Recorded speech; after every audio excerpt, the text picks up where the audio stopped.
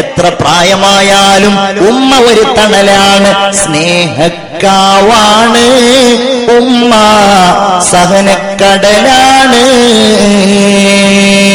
അതുകൊണ്ട് ഞാൻ സാന്ദർഭികമായി പറയുകയാണ്, ആ ഉമ്മയോടുള്ള സ്നേഹത്തിന്റെ ഭാഗമായി ഉമ്മയുടെ ഗർഭപാത്രത്തിലൂടെ ഉണ്ടായ എല്ലാ ബന്ധങ്ങളെയും നമ്മൾ വിലമതിക്കുന്നവരാകണം.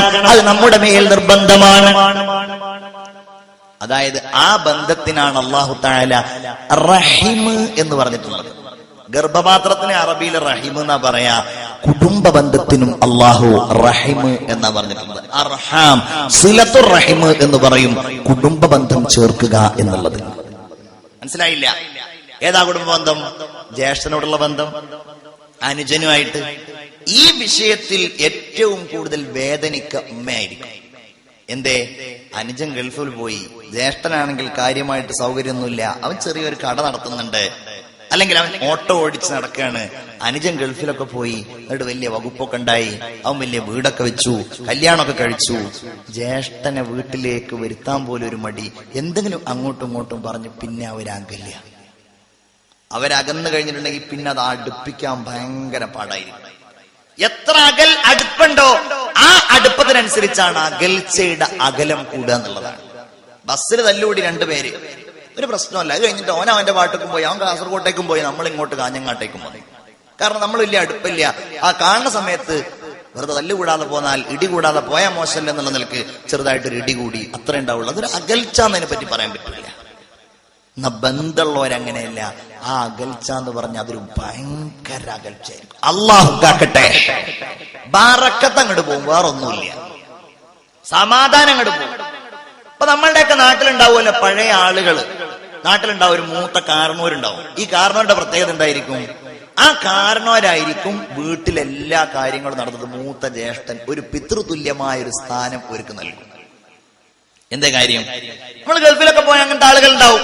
ഗൾഫിൽ എത്ര കൊല്ലായി? 30 കൊല്ലായി. എന്നിട്ട് വീടുണ്ടാക്കിയോ? വീടുണ്ടാക്കിയിട്ടില്ല, ഞാൻ തറവാട്ടിൽ തന്നെ താമസിക്കണത്. എന്നിട്ട് നിങ്ങൾ എന്താ ചെയ്തത്? ഞാൻ 3 പെങ്ങന്മാരെ കെട്ടിച്ച കഥ പറയും മൂപ്പര്.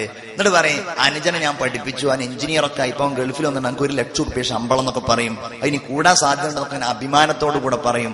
ഇയാളാണെങ്കിലോ, ഇയാള് 10-30 കൊല്ലം ഗൾഫിൽ അധ്വാനിച്ചിട്ടും ഇയാൾക്കൊരു വീടും ആയിട്ടില്ല, ഇയാളുടെ മക്കളോട്ട് പഠനം കഴിഞ്ഞിട്ടില്ല, ഒന്നിലേക്ക് എത്തിയിട്ടില്ല. പക്ഷെ ഇയാൾക്ക് യാതൊരു പ്രശ്നം ഉണ്ടാവില്ല. ദുന്യാവിലാണ് പ്രശ്നം ഉണ്ടാവില്ല. പ്രശ്നം ഉണ്ടാവും എപ്പോന്നറിയോ? ഇത് ഇയാളൊരു കടപ്പാടായി പറയുമ്പോ അവിടെ പേടി. ഞാൻ അവൻ എങ്ങനെയൊക്കെ നോക്കിയിട്ട് അവൻക്കൊന്നും ചെയ്തില്ലല്ലോ. എന്നിട്ടാണ് അടി തുടങ്ങുക. അപ്പോഴാണ് ഉമ്മ കണ്ണീരൊഴുക്കുക. പടച്ചോനെ, എങ്ങനെയൊക്കെ നടക്കുന്നുണ്ടോ എന്ന് എനിക്കറിയില്ല നമ്മുടെ നാടുകളിലൊന്നും. അള്ളാഹു നമ്മുടെ കൂട്ടുകാരെ കാത്തുരക്ഷിക്കട്ടെ. വലിയ ബേജാറാണ്. കുടുംബ ബന്ധം വിച്ഛേദിക്കുക എന്ന് പറഞ്ഞാൽ അതിന്റെ വേദന ജീവിച്ചാലും മരിച്ചാലും അനുഭവിക്കും. കാരണം ഒരു ഗർഭപാത്രത്തിൽ കിടന്നവരല്ലേ. ഹദീസ് ഇങ്ങനെയാണ്, ഇന്നല്ലാഹ ഖലഖൽ ഖൽഖ, അല്ലാഹു എല്ലാ സൃഷ്ടികളെയും പടച്ചു, ഹത്താ ഇദാ ഫറഗ മിൻഹും, അങ്ങനെ അതിൽ നിന്ന് അല്ലാഹു തആല വിരമിച്ചപ്പോൾ ഖാമത്തിർ റഹിമു, കുടുംബ ബന്ധം എഴുന്നേറ്റ് നിന്നു. എന്നിട്ട് ആ കുടുംബ ബന്ധം അല്ലാഹുവിനോട് പറഞ്ഞു, അല്ലാഹുവേ, ഞാൻ നിന്നോട് മുറിക്കുന്നതിനെ തൊട്ട് കാവൽ തേടാൻ. കേട്ടോളൂ, ജ്യേഷ്ഠനോട് മിണ്ടാത്തവരുണ്ടെങ്കിൽ, അനുജനോട് പിണങ്ങിയവരുണ്ടെങ്കിൽ, നിങ്ങൾ കേവലമുള്ള പിണക്കമല്ല, നിങ്ങൾ വേദനിപ്പിച്ചത് നിങ്ങളുടെ ഉമ്മയാണ്, നിങ്ങൾ വേദനിപ്പിച്ചത് നിങ്ങളുടെ ബാപ്പയാണെന്ന് കരുതിയിട്ട് ഈ ഹദീസ് കേട്ടോളൂ. അല്ലാഹു പറഞ്ഞു, അല്ലയോ കുടുംബ ബന്ധമേ, നിനക്ക് തൃപ്തിയല്ലയോ?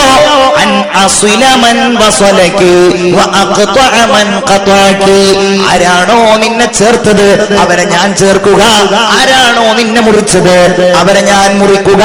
നിനക്കത് തൃപ്തിയല്ലയോ? അങ്ങനെ ഉണ്ടാവുക. ഞാൻ നേരത്തെ പറഞ്ഞതുപോലെ അവരുമായിട്ടുള്ള ഈ ബന്ധത്തിന് സ്നേഹം സഹായം നൽകിയവന് പടച്ചോന്റെ ഭാഗത്ത് നിന്നുള്ള ആ ചേർക്കൽ ഇങ്ങനെ ഉണ്ടാവും.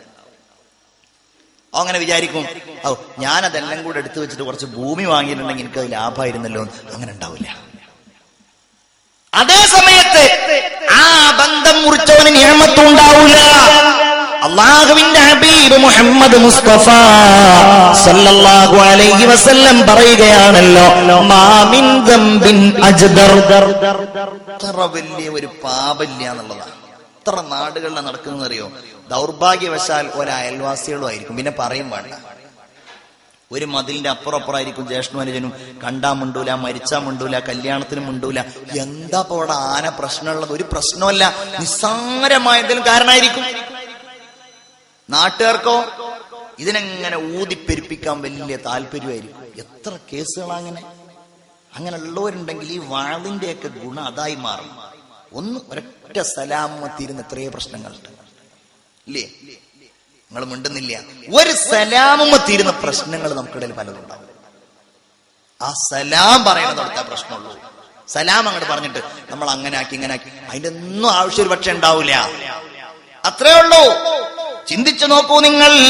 അള്ളാഹുവിന്റെ ഹബീബ് സല്ലല്ലാഹു അലൈഹി വസല്ലം പറയാണ്, അള്ളാഹു ദുനിയാവിൽ നിന്ന് തന്നെ വേഗത്തിൽ ശിക്ഷ നൽകാൻ കാരണമായ ഏറ്റവും വലിയ പാപങ്ങളിൽ പ്രധാനപ്പെട്ടതാ ഖാതിഉ റഹിം, കുടുംബ ബന്ധത്തെ വിച്ഛേദിക്കുന്നയാൾ. അപ്പൊ എന്തേ കാരണം? അത് നമ്മുടെ ഉമ്മയെ വേദനിപ്പിക്കുന്ന സ്വഭാവം കൊണ്ടുണ്ടായതുകൊണ്ടാണ്. അതുണ്ടാവരുത്. ഇന്ന് ഖിയാമത്ത് നാളിന്റെ അടയാളം വിദ്യാഭ്യാസമുള്ളവരിൽ നിന്നും പണമുള്ളവരിൽ നിന്നും നമ്മൾ കണ്ടുകൊണ്ടിരിക്കുകയാണ്. പക്ഷെ ഞാൻ കണ്ടിട്ടുണ്ടോ, ഉമ്മയെ വല്ലാതെ സ്നേഹിക്കുന്ന ഒരുപാട് മക്കളെ കാണുമ്പോ ഞാൻ അത്ഭുതപ്പെട്ടിട്ടുണ്ട്. ഞാൻ കണ്ടിട്ടുണ്ട് അങ്ങനെ. എന്തുമ്മയോട് ചോദിച്ചു ചെയ്യാം, എല്ലാം ഉമ്മാന്റെ പൊരുത്തം അല്ലേ? ഇന്ന് ഭാര്യ പറയാണ്, നിങ്ങളുടെ ആ തള്ളയുടെ കൂടെ നിൽക്കാൻ വയ്യ, അത് കാരണത്താൽ വാടക വീട്, അത് കാരണത്താൽ വേറെ വീട്. ബർക്കത്തുണ്ടാവില്ല. അത് പറഞ്ഞ് മനസ്സിലാക്കാൻ കഴിയണം. ഇന്നല്ലെങ്കിൽ നാളെ നിങ്ങളുടെ മക്കൾ വലുതായി നിങ്ങളോടങ്ങനെ പറയുമ്പോഴുള്ള മാനസികാവസ്ഥ, വാർദ്ധക്യം എന്ന് പറയുന്ന ഒരു മാനസികാവസ്ഥ കൂടിയാണ്.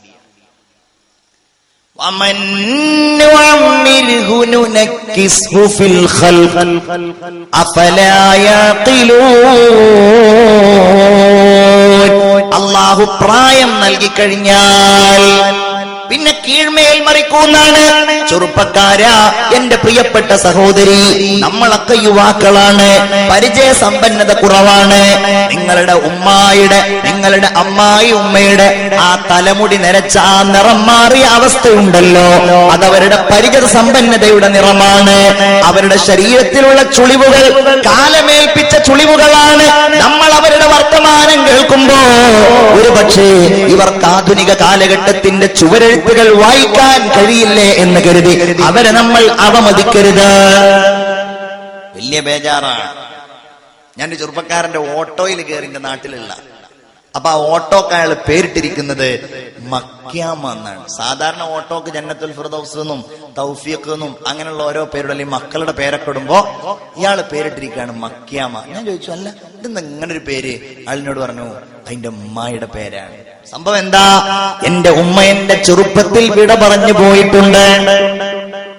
ഉമ്മ, ആ ഉമ്മയാണ് എനിക്ക് ഒരുപാട് സ്നേഹം നൽകിയത്, കാരുണ്യം നൽകിയത്.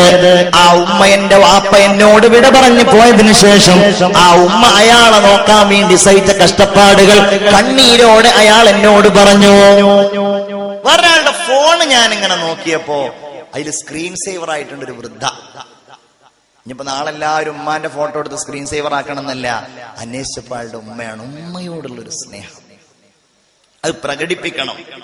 അത് പ്രകടിപ്പിക്കുന്നുണ്ട് എന്ന് ഉമ്മാക്ക് തോന്നുകയും വേണം. എന്താ നിങ്ങൾ പകരം നൽകുക അല്ലേ?